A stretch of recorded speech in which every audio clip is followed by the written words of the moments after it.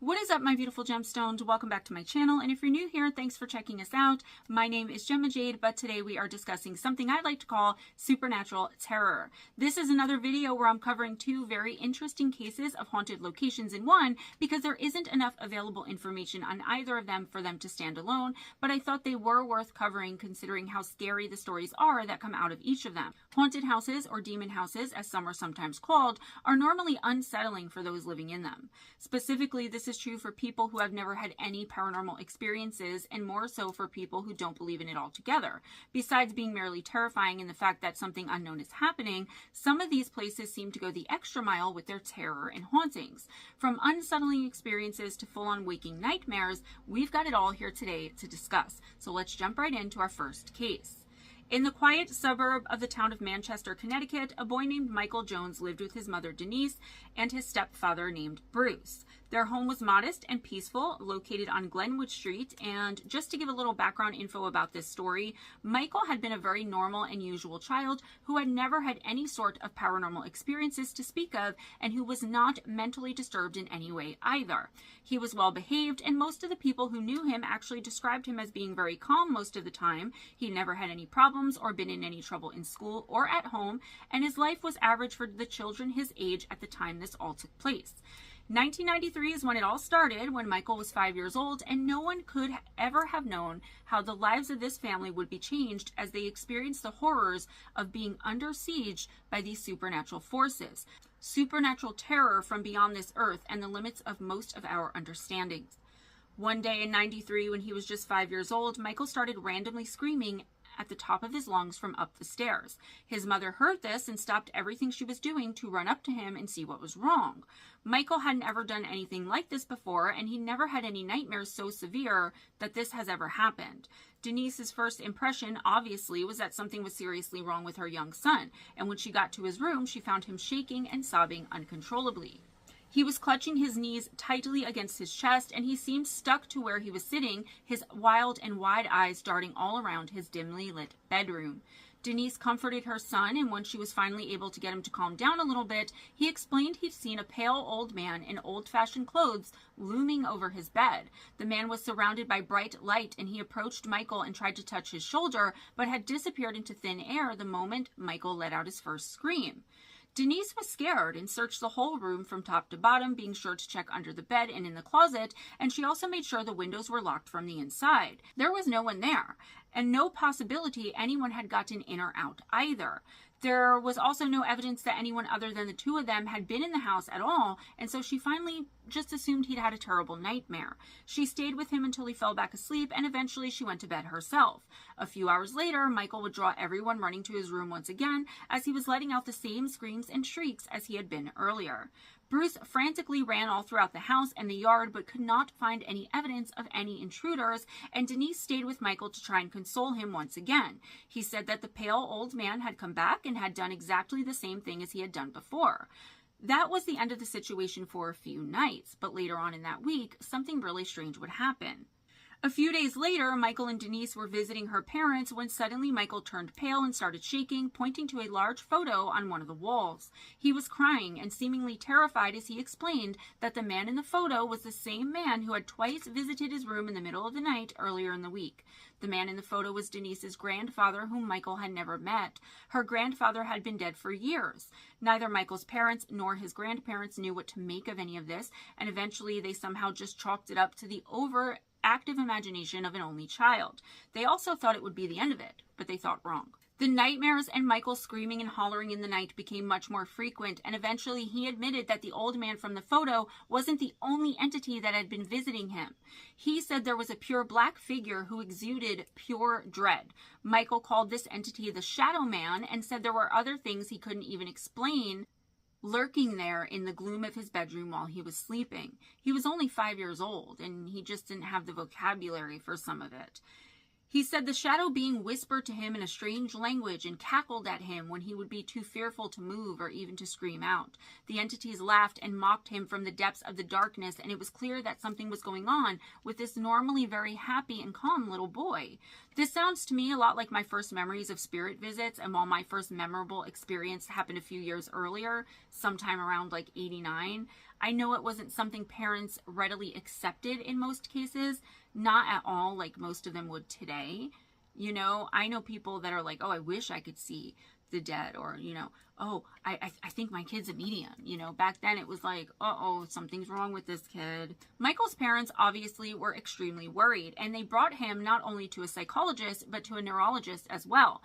But nothing at all was found to be mentally or physically wrong with him. Nothing psychologically wrong with him. At this point in time, Denise and Bruce very much thought that everything Michael was experiencing was all in his head, but that was all about to change. Eventually, the phenomenon began to intensify, and it wasn't long before others were experiencing the same things Michael had been experiencing all along. One time, his parents ran into his room where he was having one of his so-called screaming fits, only to find their terrified son holding onto the sides of his bed for dear life while it bucked and shook underneath him. It was as though the bed itself were trying to toss Michael off of it. Another time, they heard loud banging on the walls that was clearly coming from Michael's bedroom, and when they raced there to see what was happening, they found the door locked. The thing about that is Michael's bedroom door did not have any locks on it. Bruce busted through the door in order to gain entry into the room, and they saw something heartbreaking once they were inside. There on the floor was a sheet twisted into the shape of a noose on the floor, hanging from the bed. Michael himself was trembling in fear, hanging halfway off the bed, as though they'd gotten right there. They got in there just in time, and just as he was being pulled off of it and probably into the noose itself. On several other occasions, Denise and Bruce saw shadow figures themselves, and they also witnessed various poltergeist phenomena. Faucets turned off and on, doors opened and closed by themselves, and objects flew across the room. One incident saw the metal pieces of a board game being thrown so forcefully at the wall that the pieces actually lodged into the wall. If they were still doubting in any way that any of this was really happening, those thoughts would be dispelled shortly after. Denise said of it all, quote, "For a long time, I didn't believe Michael. I feel very guilty that I didn't believe him. I know it sounds unbelievable, and if it didn't happen to me, I would never believe it. I don't blame anyone or hold it against them for not believing us, but it's all true," end quote. Things escalated quickly and became much more violent. Michael was suddenly displaying welts, bruises, scratches, cuts, and even burns, and they were the sort he couldn't have possibly inflicted upon himself. One of the most frightening incidents, at least according to the family, happened when Michael's parents once again ran into his room to see what he was screaming about one night and saw some words scrawled across the wall that read, quote, "Michael, we're coming to get you, and you know why," end quote, in all capital letters. There was also the number 3 and a crudely drawn picture of an eye. The family quickly came to the conclusion that the drawings had to have come from Michael, but that it was all done at the behest of a demonic entity, meaning they thought for sure that a demonic presence was trying to possess their son. I need to veer off here for a minute and let you all know that this story really disturbs me because I know what I went through at the same age, and more than likely Michael was a medium whose parents didn't know how to deal with it because they didn't know what it was or how to help him with it. Children are so vulnerable as it is, just as tiny humans, but when you add extrasensory abilities into the mix, they are opened up to literal other worlds of danger and terror. Please at least make an effort to believe your children when they're telling you these types of things, and know that if they're lying for whatever reason, they will quickly forget all about it and not be able to sustain and keep up with the illusion for any length of time. But if they're telling the truth, how much less danger they'll be in and how much less terror they'll have to face if you only let them know you're there for them and believe them no matter what. I'm sorry, but I needed to get that off of my chest because my heart is breaking for this little boy right now. Eventually, things got so bad that the family moved, and they did so several times. Each and every time, though, they realized very quickly that whatever was going on was not something they could just run from or that they could easily get away with. Finally, his parents contacted paranormal investigator John Zaffis. I've met John and spent time talking with him a few times, and he is a great guy, and he's very skilled in his field. John investigated and found no rational explanation for what the family were experiencing. Another investigator by the name of Keith Arim believed that Michael was in the early stages of a demonic possession, and this led to them contacting the Reverend Robert McKenna, who is pastor of Our Lady of the Rosary Chapel. He'd allegedly performed around 125 exorcisms in the 15 years prior to all of this happening with Michael, and in 1998, when Michael was almost 10 years old, and after he'd been experiencing all of this for around 5 entire whole years, Reverend McKenna carried out an exorcism on Michael that he said had succeeded in ridding him of the demonic entities attached to and and possessing him. However, even though the more violent phenomena had receded, the shadow figures were still spotted all over the home by all three family members for a very long time afterwards. There was also an incident involving Michael's best friend Brandon Thomas Magnotta. Sometime after the exorcism, Brandon was visiting Michael's house and he borrowed one of Michael's jackets to go home in. He went outside and almost immediately got struck by a car and died. Michael would go through 3 more exorcisms, but according to reports, he's still to this day, all these years later in 2025, and this started in 1993. That's a long time.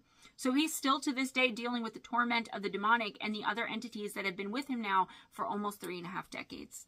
I want to say here that I stand on my initial assessment that Michael is a medium, but I think that because he was so open and so vulnerable, the demonic was able to latch onto him very quickly. I also believe it's possible his grandfather had something to do with being there to try and protect him, but that would also depend on the type of person his grandfather was in real life. I'm just assuming he was the type of person who would want to protect his grandson.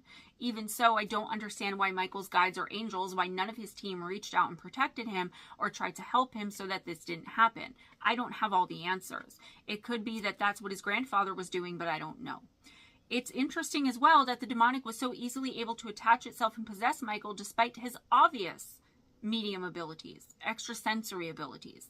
The fact that shadow people were involved in this one doesn't surprise me at all. Those things terrify me. In the end, though, I don't have any actual answers, obviously, and I just felt compelled to share my thoughts.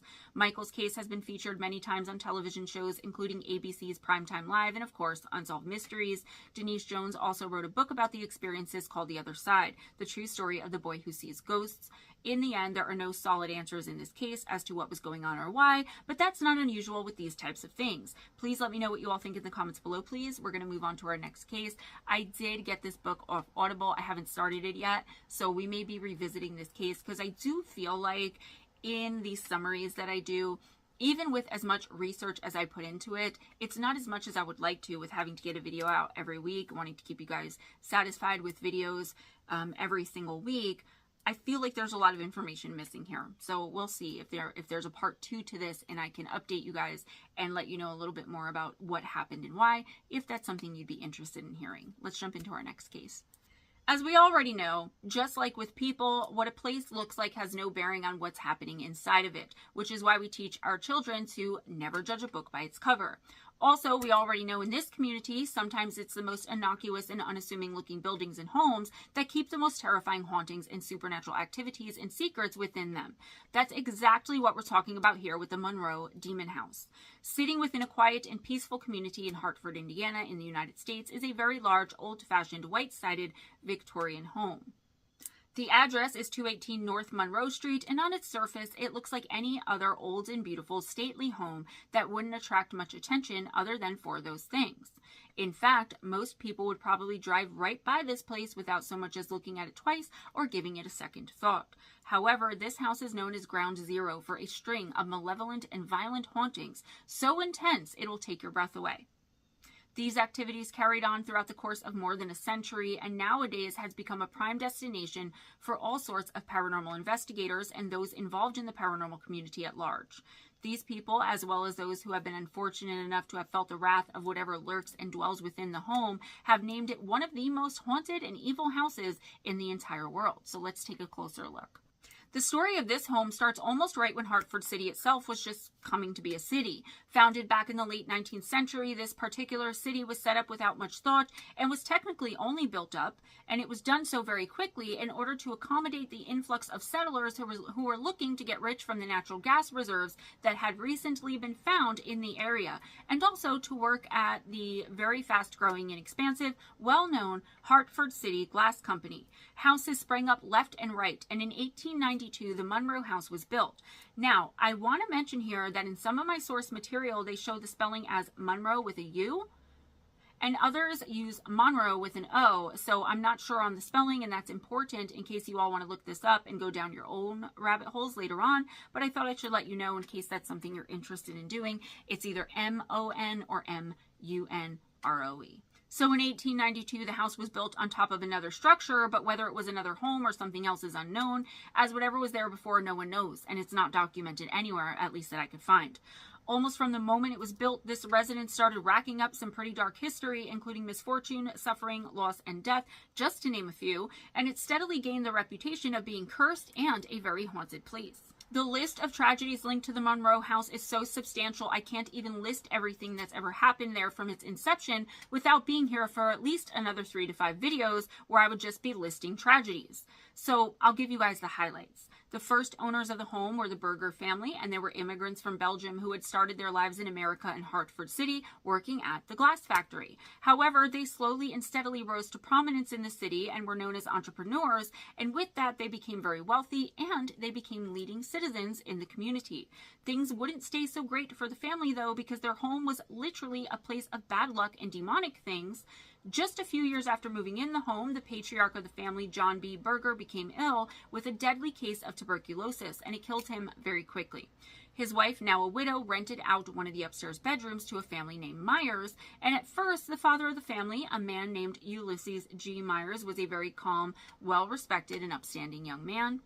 That didn't last long once he moved into the Monroe house. He very quickly started losing his mind and exhibiting very violent and strange behavior. He started having inexplicable mood swings and temper tantrums and steadily devolved into the depths of insanity. The way he treated his family changed drastically, as well as how he treated other people in general. His family definitely received the brunt of it, though, with him randomly and often inflicting psychological and physical abuse on his wife and his 3 children. He lost his very prominent job along with his reputation in the community, and then ended up abandoning his family to run off with another woman. He and the woman left town without telling anyone, and he didn't leave behind a single penny for his wife or kids. This is bad enough, but it's nothing compared to the further misfortune that this house would seemingly breed. While the Myers children are all said to have fallen mysteriously ill and died in the home, the worst of the activity was seemingly focused on the owners, the Berger family. In quick succession, there was a fire that started in the barn and ended up destroying 2 neighboring homes and causing at least 1 death that we know about. John Berger's brother Marshall was somehow locked outside in the snow for so long that when he was found, he was suffering from the beginnings of hypothermia and starting to hallucinate. While recovering from all of this, Marshall had his foot and legs stomped by a horse and developed gangrene due to this, which then led to him having his leg completely amputated. After the amputation, Marshall quickly caught pneumonia and died. John's son George was shot by a gang of thugs in a hate crime against immigrants, and although he survived, it's said that he was never the same after that. John's daughter Mary died in childbirth. His daughter-in-law Caroline was killed in a freak accident when a wheel fell off of the carriage she was riding on for no discernible reason. Obviously, this was a lot for the family to go through all at once, and rumors of a curse started to circulate throughout the town. This curse and cursed activity would linger over the home well into later years, and it seemingly struck again in 1940 when a truck driver named Sidney Faulkner and his wife were living upstairs where the Myers once lived. Shortly after moving in, he got into a bizarre auto accident when his truck randomly veered off the road for no reason and hit the support beam of a bridge. Bizarrely enough, the beam then went right through the windshield of the vehicle and impaled and killed Sidney Faulkner, Final Destination style. He became so tightly nailed to his truck by this errant beam that the use of acetylene torches to free his body was necessary. According to most of the information I could find about this tragedy, this all happened on the same stretch of road as the carriage accident that killed John Berger's daughter-in-law Caroline decades earlier. That makes it even more spooky and frightening, though, doesn't it? It also brings it all together as well and makes me feel even more that something from this home was haunting these people, even when they left it, following them into the communities, attaching itself to them. After all of this happened, it did get hard to pin down all of the tenants who rented that same upstairs area of the home because there was a lack of reliable census records from this area at this time. The house had also become a triplex sometime during this, and therefore there were even more tenants for the house to devour. There were several more deaths, one being a child who died in a fire there, but the details are hard to find, and there's somewhat sketchy information about occultists having constantly and consistently carried out arcane and evil rituals there throughout the centuries as well. I don't know if that's true. That rumor or that speculation tends to attach itself to most haunted demon houses, so I really don't know. With this one, it seems very likely, though. I know it sounds made up, but if you think about it, Places with this kind of reputation this house has are almost like a magnet for people who are interested in the dark arts and the so-called evil side of the occult. The rituals were said to have become much more prominent in the 90s and the 1990s, and though I absolutely believe it, most people who investigate the house think that accusation is nothing more than an urban legend to add to the spookiness of the home, so take it with a grain of salt as you will. Don't dismiss it entirely, though. That's my advice on that one. It's not until later on that we start to find more information having been documented about this house and all of the strange happenings surrounding it. In fact, to this day, most of the neighbors and people who have lived in the home say it's, quote, definitely, incredibly haunted, end quote. While the house was completely unoccupied, the neighbors have reported seeing shadow beings roaming around the home, walking past the windows. They'd see strange smoke and mist coming from the building, and they'd also hear strange anomalous noises. Disembodied voices, screams, loud bangs, animalistic sounds like growling and snarling. And most of the time, at least in the beginning, they'd call the police, only for them to arrive and find the place empty and locked up tight, with no indication that anyone had been there in years. Strangers still, though, are the insane stories that have come from other people who have actually lived in the home years later. One man reported on the site Haunted Hovel that he lived in the home as a child, and he said about it, quote, I spent about 6 years of my childhood growing up in that house. I was always scared of the strange noises. They were not common, but when it did happen, it sure got your attention fast. My mother would comfort me about the sounds and voices as a child, but she mentioned years later about a woman she thought she had seen upstairs near my bedroom. She had always wondered if she had seen the apparition of the women who had taken their own lives decades ago. I, for one, never liked this old house and was happy when we relocated in the early 50s to Muncie. Always been curious about the afterlife after my youthful experiences, and that house is the house that brought it to my attention, end quote. The apparition of one woman in particular, often with an angry and scornful expression, is one of the main entities seen by people in the home and the neighbors throughout the years. Some entities defined as, quote, less definable, end quote, are also often cited, and what I think that means is just they aren't as seemingly real as most of the others seen in and around the house are. The apparitions and sounds of small children are also a very common sight and occurrence in this old home. However, that isn't the extent of it by any stretch of the imagination, and many people have reported something much more sinister and malevolent there, and the encounters are much more menacing. Residents have described the supernatural activity they'd experienced there as unrelenting, intense, and more often than not, demonic. Another person who lived in the home at one point also spoke about it on the site Haunted Hovel, and they said about their experience, quote, I lived upstairs a long time ago and can say there is something very real and possibly demonic. I don't care how many ghost hunters have been in there and what they believe. You have to live there. I read some of the stuff investigators have said, and some of it got pretty close, but you cannot go in there for a night and know how bad it is. I lived there, and it started very slow and progressively got worse. I thought in the beginning that it was just regular noises, but at the end of it, I left, end quote. The worst of the activity always seems to take place in the upstairs bedroom and in the basement, and in those places a very ominous and incredibly dark presence has been reported. These encounters have been so overwhelming in their intensity and that the person or people experiencing it can't bear it and have been sent from the place running and screaming for their lives. Many paranormal investigative teams have come and gone from the Monroe house and have seen it all firsthand as well.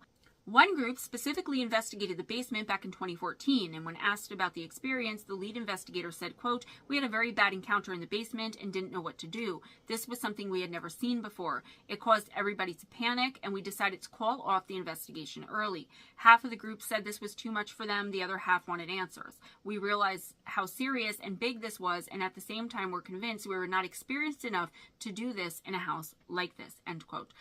I wonder why I've never heard of any of like the ghost hunting TV shows doing this. You know, I don't watch those shows. I told you guys, I don't like the way they approach it. I don't like the way they treat the dead. Of course, Dave Schrader and his team, I'm trying to think of the people he works with, Cindy, and there's another guy, Casey, I believe his name is.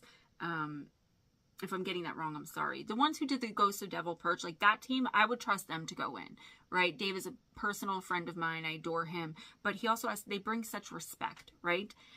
But why haven't Ghost Adventures cover this? Like, I would love to see that. I would watch that. I watch Zach Baggins, okay? I'm a bit obsessed. I don't like any of the other ghost hunting shows, though I just don't agree with their motives. I love the whole Ghost Adventures team. I'm going off on a tangent. I'm just saying, while I don't normally watch those shows, I would love to see someone like Dave Schrader's team or Zach Baggins go in and get at this house. I wonder if they already did, and I just might have missed that episode because, again, I don't watch everything Ghost Adventures do. I watch everything Dave Schrader does, but I don't watch everything Ghost Adventures do. Let me know if any of them have ever gone to the Monroe Demon House. Anyway, investigators consistently report that the Monroe Demon House is one of the most shocking and intensely haunted places they'd ever seen or been in, and that almost all of the activity is very sinister, forbidding, and evil in nature. EVP phenomena that's been picked up have contained insults and profanities being hurled at the people there, as well as bitter and venomous threats. There have been numerous instances of people being violently attacked as well. The EVP paranormal team from Indiana had one of their members assaulted by some unseen entity in the basement. The creature purportedly left a series of scratches down the back, and it seems like each and every investigator that goes into this house leaves it very unsettled and shaken for months or longer afterwards. I was going to end this here, but then I came across a report from one of my most favoritist authors and someone I look up to for his work and research into the black-eyed kid phenomenon specifically, but generally as well, David Weatherly. So I figured I would share his story about what he encountered in the home before we end today. David said, quote, "During our time in the house, shadow figures darted all around the inside of the home. A door was slammed on us, as if something was attempting to confine us in a certain area. We experienced equipment issues, watched as a toy activated itself, and had several other strange events. We also heard disembodied voices, some of them children, or at least what sounded like children," end quote. The owners of the home and property warned people that only the most experienced investigators should even attempt to come into that home and do investigations or work. They're warned beforehand of the dangers they're facing when entering the home, especially when they'll be directly interacting with the spirits and entities within it. I think this place would make a great bed and breakfast. But that's just me. I could actually continue with so many. The list of events in this house, like I said, I can cover it in another 3 to 4 videos, make it a whole series. But I think we've